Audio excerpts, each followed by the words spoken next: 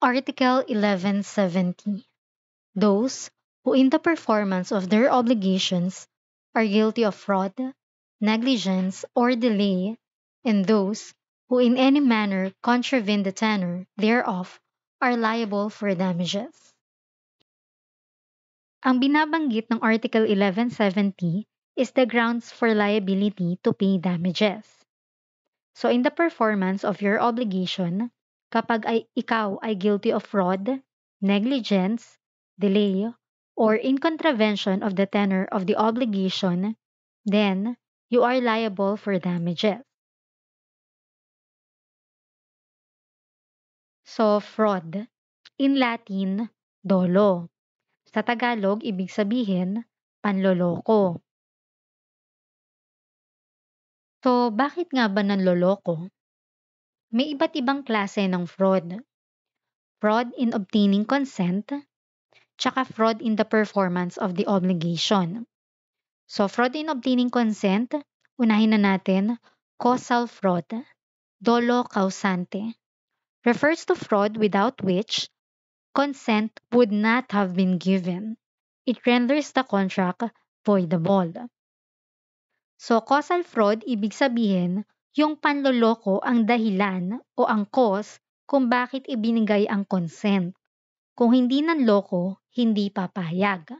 Kaya dito, nagiging voidable ang contract. Halimbawa, itong si Maria. So, binili niya yung ring kay Pedro kasi sabi ni Pedro, diamond daw yung batong nasa gitna ng ring. However, si Pedro, alam niya talaga na hindi diamond, but ordinary glass lang yung nasa gitna ng ring. So, si Maria, in this case, pumayag siyang bilhin yung ring kasi sabi ni Pedro, diamond yung nasa gitna. Kung alam naman ni Maria na hindi diamond yun, hindi naman talaga siya papayag na bilhin yung singsing. Kaya dito, nagiging voidable yung contract nila. Incidental fraud, dolo incidente, refers to fraud without which consent would have still been given, but the person giving it would have agreed on different terms. The contract is valid, but the party employing it shall be liable for damages. So, to illustrate, si Maria nahire siya magturo sa school ni Pedro. So, nilagay ni Maria na may 5 years of teaching experience siya. Pero ang totoo, 1 taon pa lang siya nagtuturo. If si Pedro i-hire si Maria kahit na 1 taon pa lang yung experience niya pero mas mababa yung salary na ibibigay niya, dito ang fraud magiging incidental fraud lang. Fraud in the performance of the obligation. Dolo en el cumplimiento.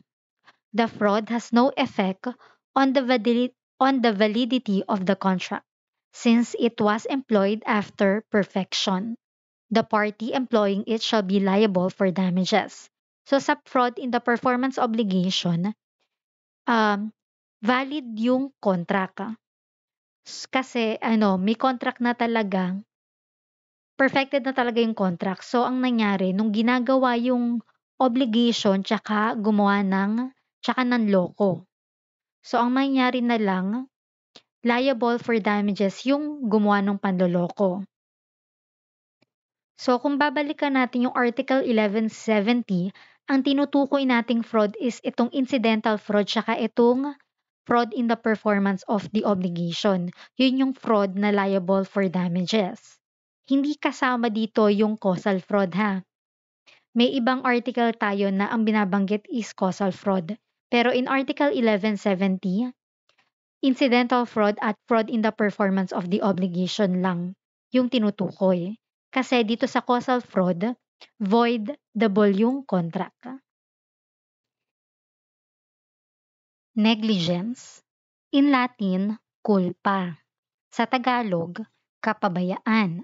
So, paano ba masasabi na merong kapabayaan? So, masasabi na may negligence kapag hindi nasunod yung degree of care na nire-require. So, ang kaibahan ng negligence sa fraud is that pag negligence, walang bad faith or malice. So kapag ang law or ang contract hindi sinabi kung anong diligence ang nire-require sa performance ng obligation, ang debtor, he must observe the diligence of a good father of a family. So, diligence of a good father of a family, ibig sabihin lang nito, ordinary diligence. O yung diligence na ine-exercise ng isang average person sa kanyang mga property. So, under the law, meron tayong tinatawag na contract of carriage. So, itong mga common carrier, yung mga person or company engaged in the transportation of person and cargo, gaya na lang nitong ating jeepney driver. So, ang nire-require sa kanila ng batas is extraordinary care. So, they are bound to carry passengers safely as human care and foresight can provide, using utmost diligence of very cautious person. So, kapag ang in-exercise lang nila is ordinary diligence or diligence of a good father of a family, sila ay negligent na. Delay. In Latin, mora. So, this is the failure to perform an obligation on time, which failure constitutes a breach of the obligation. So kung gusto mo ng further explanation nitong delay, nasa Article 1169 yan. So illustrate ko na lang dito. So for example, si Maria, nanghiram siya ng 3,000 dito kay Pedro. Tapos nag-promise siya na babayaran niya to on June 1, 2025. So June 1, 2025 na. Due and demandable na yung utang ni Maria. Ngayon, masasabi ba nating delay na si Maria? So in this case, hindi pa siya delay. Ang tawag lang dito is ordinary delay. So iba to dun sa delay na sinasabi ng batas. So ang ano kasi dito is that si Pedro, parang ang dating dito is binibigyan niya pa ng time si Maria para makapagbayad ng utang. Pero paano kung ganito? Nung June 1, 2025, nag-demand na si Pedro. Delay na ba si Maria? So yes, ito yung sinasabing delay, legal delay. Kasi nag-demand na si Pedro. So kapag hindi nagbayad si Maria sa June 1, 2025, meron ng breach of the obligation. So liable na siya for damages. Contravention of the terms of the obligation. So this is the violation of the terms and conditions stipulated in the obligation without justifiable excuse or reason. So kapag hindi mo sinunod yung mga terms and conditions dun sa obligation, yun na pag-usapan, so liable ka for damages. So sabi natin, liable for damages. So ano ba tong damages? So damages refer to the harm done and the sum of money that may be recovered. So sa batas, may iba't ibang klase ng damages na pwedeng hingin yung tao kapag siya ay naagrabyado o nasaktan, physically or emotionally. So una na dyan yung actual or compensatory damages.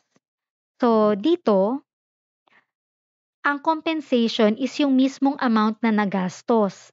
Example nito yung hospital bills o kaya naman yung pagpapagawa ng kotse. Moral damages naman, binibigay yan bilang kabayaran sa mental anguish, emotional distress, o kaya yung kahihiyan na dinanas dahil sa ginawa ng ibang tao. So example nito yung paninirang puri o kaya naman yung trauma sa isang aksidente. So, pag sinabi naman nating exemplary or corrective damages, eto naman binibigay naman yan para parusahan ang ginawang masama para hindi natularan ng iba. So, nominal damages naman, maliit lang yan na amount pero binibigay yan para lang kilalanin na may pag-violate sa karapatan mo kahit na walang actual na napatunayang pagkawala or damages. Pag temperate or moderate damage naman, so dito may actual damage talaga. Kaso yung amount hindi malaman. So magbibigay na lang ng amount si court kung magkano ang ibibigay. So ang tawag doon is temperate or moderate damages. Pag liquidated damages naman, ito naman nakalagay talaga 'to dun sa kontrata. So ito yung napagkasunduan ng mga parties na babayaran in case na may breach of contract. So para mas matandaan mo yung kinds of damages, basta tandaan mo mental. So yan.